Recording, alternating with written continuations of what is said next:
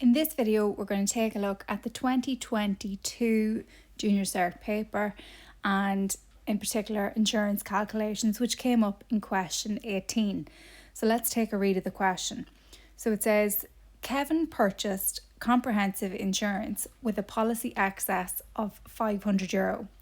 Unfortunately, Kevin had an accident which led to damage of €2,500 to his car.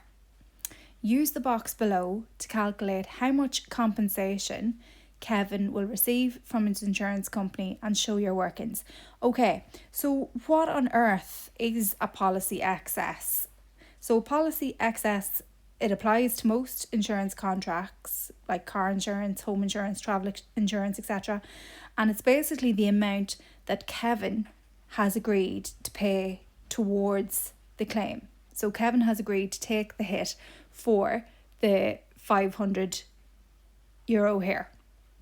Okay, he had an accident worth 2,500, but Kevin is going to take the hit of the €500, so he is only going to receive €2,000. So it's very important to note, we are taking the hit for the policy excess.